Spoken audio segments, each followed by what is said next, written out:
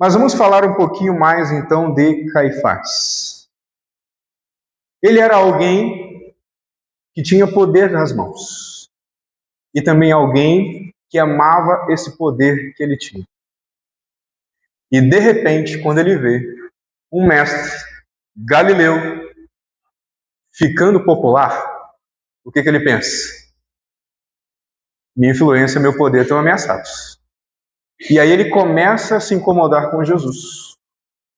Nós temos uma cena interessante quando Jesus é recebido com hosanas, entrando em Jerusalém, no jumentinho. E eles ficam muito incomodados com aquilo. E logo depois de fazer aquilo, o que Jesus faz? Ele vai até o templo e ele expulsa lá os cambistas do templo. E isso incomoda muito Caifás e os principais sacerdotes. Por quê? Uma, pela popularidade de Jesus, estava crescendo cada vez mais. Os milagres que ele fazia, a forma como ele falava, os seus ensinos com autoridade, tudo isso os deixava com a famosa da inveja. Conhecemos essa palavra, né? Infelizmente foi isso que aconteceu. E ele começou a temer pelo seu poder, pela sua posição, pela sua influência. Mas espera aí, o sumo sacerdote sou eu? Quem esse camarada pensa que ele é? Então ele foi nutrindo no seu coração inveja para com Jesus. Foi ficando incomodado com Jesus, pela sua maneira de falar, pelos seus adeptos, pelas pessoas que estavam o seguindo, pelo carisma que Jesus tinha.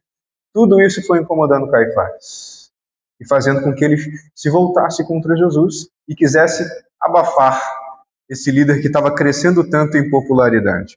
Jesus era diferente. Ele era um mestre que ensinava de forma simples e contava histórias. Como você vai rebater um mestre assim? Porque dificilmente ele rebatia com os mestres da época como eles faziam. Quando vinha alguém questioná-lo, geralmente um fariseu, um escriba, e fazia uma pergunta incômoda para Jesus, Jesus respondia como? Certa vez, um homem... Não era assim? Contava uma história, ou devolvia a pergunta, né?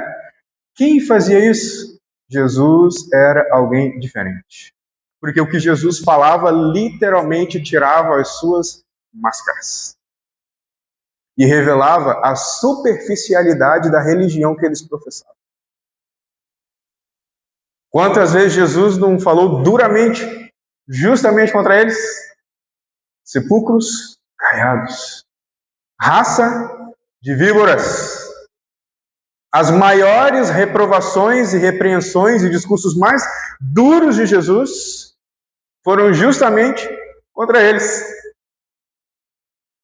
E como é que eles poderiam deixar passar isso? Que história é essa? Esse homem olhar para nós e chamar a gente de raça de víboras? Vamos deixar barato? Jesus revelou a hipocrisia na vida daqueles líderes religiosos da nação judaica. E isso foi nutrindo, obviamente, todo o sentimento contra Jesus. Até que um dia Jesus resolve fazer um baita de um milagre, que é ressuscitar alguém que já estava morto há pelo menos 3 dias. Lázaro. Muito bem, amigo de Jesus, conhecemos a história, está lá em João capítulo 11. Logo depois que Jesus realiza esse milagre, Lázaro ficou aí pelo menos 3 dias morto na sepultura, já cheirava mal. Jesus chega lá, ressuscita Lázaro, traz Lázaro de volta à vida, as pessoas começam a glorificar a Deus, ficam ainda mais admiradas com Jesus.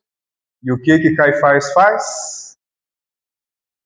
Nós precisamos erradicar esse homem da face da terra. A gente precisa acabar com a vida dele. Ele está trazendo sérios problemas para nós, para o nosso sistema, para a nossa posição, para a nossa popularidade. A gente precisa acabar com isso. Por isso que lá em João 11, no verso 51, diz que após a ressurreição de Lázaro, eles decidiram firmemente que iriam matar Jesus. O que Jesus tinha feito de errado? O quê? Nada. Muito pelo contrário, só fez coisa boa. Trouxe alguém de volta à vida. e eles simplesmente resolvem no seu coração firmemente tirar a vida dele. Nós vemos que, com a cumplicidade de Judas, Caifás manda que Jesus seja preso na noite daquela quinta-feira. E ele usa sua polícia, porque ele era o sumo sacerdote, e o templo tinha uma espécie de guarda especial que atendia ali as necessidades do templo. Ele pega essa guarda com a ajuda de Judas, que nós já falamos, anteriormente, e envia eles para prender Jesus. Mas será que ele poderia ter feito isso? Será que ele poderia ter prendido Jesus daquela forma? Naquele dia, naquele momento, como foi feito? Além disso, já mencionei o mandado, e a lei hebraica também proibia manietar, ou seja, algemar, prender concorrentes, alguém que não fosse condenado. Jesus já tinha sido condenado pelo Sinédrio naquele momento? Não. E não amarraram Jesus, não acorrentaram Jesus? Mais uma ilegalidade que cometeram. Não poderiam ter feito isso. Vamos colecionando, olha quantas já são. Nas audiências, por exemplo, era necessário que tivessem todos os membros do Sinédrio. E como foram as audiências de Jesus? Primeiro ele vai para a casa de Anás, que nem era o sumo sacerdote em exercício. Era o sogro de Caifás, que de fato era o sumo sacerdote. Primeiro tem lá um primeiro momento diante de Anás e quem estava ali com ele. Com que objetivo? Para tentar colher algum tipo de informação, alguma confissão que pudesse ser usada diante do Sinédrio para condenar Jesus. Esse era o objetivo. E daí a gente já revela algo muito importante em relação a essa questão do julgamento de Jesus. Aqueles que mandaram prendê-lo já tinham a sentença firmada em sua mente antes de julgá-lo. Isso é justo? Nem um pouco justo. A sentença já estava dada por quem comandava o processo. Mais uma irregularidade nessa questão. Além disso, Jesus foi esbofeteado, como vimos aqui, só que nesse momento, diante do Sinédrio, lá na casa de Anás, no começo, quando Jesus dá uma resposta para a pergunta que lhe foi feita, já começam a bater em Jesus, bofetear Jesus. Isso também não era permitido. Ele nem condenado era. Nem estava diante do Sinédrio para ser julgado sequer. E ainda assim, o maltrataram, bateram em Jesus, fizeram falsas acusações contra ele. Enfim, são muitas as irregularidades.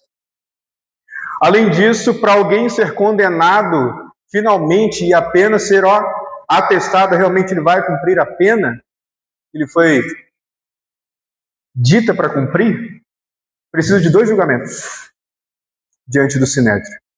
E entre esses 2, é necessário ter no mínimo 24 horas de distância entre um e o outro, de intervalo. Jesus teve 2 julgamentos, mas acho que não deu nem umas 2 horas de um para o outro.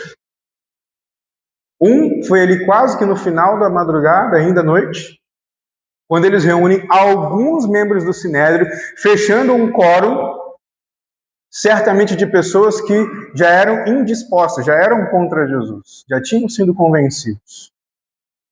E depois, um segundo momento, aí sim, já pela manhã, sol raiando, com todo o Sinédrio.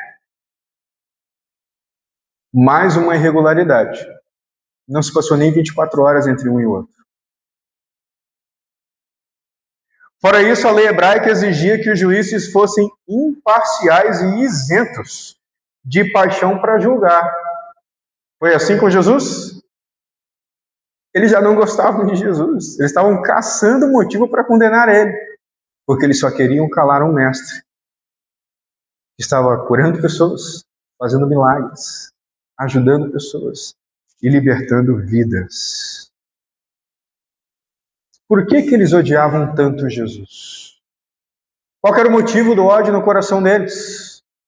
Por que eles fizeram tudo o que eles fizeram para chegar a esse ponto, inclusive atropelando todas as regras e leis que tinham de um processo justo? Existem alguns motivos para isso. Primeiro, Jesus havia desmascarado a impiedade e hipocrisia dos altos escalões do judaísmo. E eles não gostaram nem um pouco disso. Segundo, denunciou a desonestidade e farsa das celebridades religiosas. E feriu o ego de muita gente com isso. Pronunciou terríveis ais contra aqueles que se julgavam santos e melhores do que os outros. Inclusive, Jesus considerou como melhores do que eles pessoas que eles consideravam como os piores. Publicanos, prostitutas. Obviamente, eles não gostaram disso. Fora isso, temos a ganância que eles tinham dos ganhos ilícitos. Quando Jesus foi lá no templo, expulsou os cambistas, que estavam lá se aproveitando do povo, aqueles vendedores lá se aproveitando do povo. Eles ficam muito bravos, porque eles lucravam com isso também. Jesus está atrapalhando os nossos negócios. A gente está perdendo dinheiro com esse Jesus aí. A gente precisa acabar com isso. Então foram vários os motivos pelos quais eles passaram a odiar Jesus. E queriam que Jesus parasse de falar, de fazer o que ele estava fazendo. Jesus era o Messias. E quando Caifás finalmente o questiona de maneira direta no texto que nós lemos inicialmente aqui em Marcos 14, Jesus também responde de maneira direta. Eu sou. E Jesus emite palavras que certamente devem ter ecoado por todo o resto da vida de Caifás. Certamente ele nunca esqueceu do que Jesus disse. Você verá o Filho do Homem. Por isso Apocalipse 1, verso 7 diz o quê? Eis que vem com as nuvens, e todo olho o verá. Até quantos o transpassaram? Olha aí. Aqui o Apocalipse está nos revelando uma ressurreição especial. Que ressurreição especial é essa? Onde vai se cumprir aquelas palavras de Jesus diante de Caifás. Você vai ver. O Filho do Homem. Então, quando Jesus voltar, Caifás irá ressuscitar. Mas não para ser levado aos céus com os salvos, mas para testemunhar daquele que ele condenou injustamente. Do que acusavam Jesus? Blasfêmia? Jesus cometeu alguma blasfêmia? Ao responder, eu sou. Se ele negasse, ele estaria mentindo. Jesus não cometeu nenhuma blasfêmia. Muito pelo contrário. Jesus é o Messias, Filho de Deus, Salvador da humanidade. Infelizmente, Caifás, mesmo sendo sumo sacerdote, conhecendo as Escrituras Sagradas, não reconheceu isso.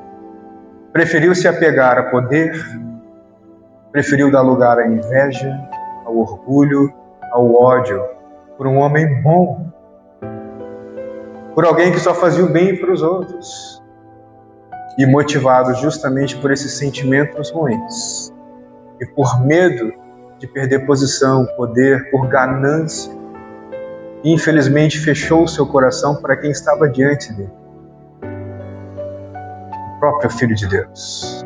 Hoje podemos ser tentados a agir de forma semelhante.